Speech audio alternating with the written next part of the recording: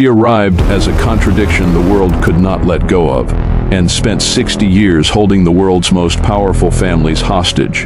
A woman with no identity papers, no verifiable past, no confirmed origin, and yet she made a claim so precise it fractured post-war Europe. She said she was Grand Duchess Anastasia Romanov. The last daughter of a royal family history insists was executed to extinction. But here is the unsettling part. The world did not immediately reject her. It paused, because after the collapse of empires and the erasure of entire bloodlines, Europe was no longer operating on certainty. It was operating on emotional probability. And in that vacuum, a nameless woman became a possibility people were willing to test, not because she proved anything, but because the alternative was harder to accept, that an entire royal bloodline could vanish, without exception. At first, the institutions treat her as a case file. Doctors evaluate her. Officials question her. Historians observe her from distance. But something begins to distort the process. Every time evidence is gathered, it does not resolve her identity. It multiplies interpretations. Medical opinions contradict each other.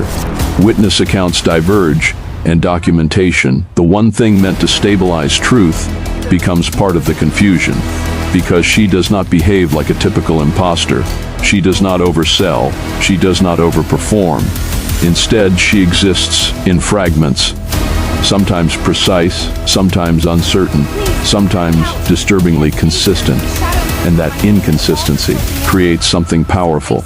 It prevents closure. And when there is no closure, the mind starts building its own version of truth to fill the gap. Slowly, quietly, institutions stop asking, "Is she lying?" and start asking, "What if she is not entirely wrong?" That shift alone is enough to keep her alive inside the system for decades. Then the cracks begin to form. Not dramatic cracks, subtle ones. A phrase that doesn't align with royal upbringing. A behavioral reflex that feels out of place. A moment of silence where memory should be automatic. And these details do not destroy the story. They destabilize it, because now supporters are forced into an uncomfortable position. They are not defending a claim anymore. They are defending the feeling that the claim might still hold weight. And that is where the real tension lives. Because even as doubt grows, belief does not fully disappear. It just becomes more complicated, more divided, more human, and decades later, even after extensive investigations and competing conclusions, the case refuses to collapse cleanly into truth or fraud. It remains suspended, not as a solved mystery, but as a permanent question about identity itself. How much of a person is what they are, and how much is what others decide to believe they could be. Because once doubt enters the system, it does not stay contained. It spreads, quietly at first. A detail in her speech is reviewed again. A memory she claims is compared to documented records. A behavioral reaction is slowed down and re-examined frame by frame. And suddenly, what once felt plausible begins to feel unstable. But here is what makes this case different. Nothing fully discredits her.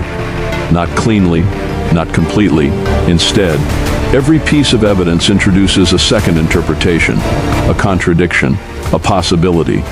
And now the institutions that once observed her begin to fracture internally, because the question is no longer external, it is internal. People involved in the case begin to split into two invisible groups. Those who believe she is lying, and those who have started to feel uncomfortable with how easily that conclusion can be made. And that discomfort becomes the real force driving the case forward. Not proof, not truth, but psychological hesitation. Because once you begin to hesitate on identity, you begin to question how identity is even defined. Years pass, then decades. And still, the case does not resolve into a single stable answer. She is not universally confirmed. She is not universally erased. She exists in a suspended state between both. And that is where the deeper meaning emerges. Because Anna Anderson stops being a question about one woman. She becomes a question about how reality is constructed at scale.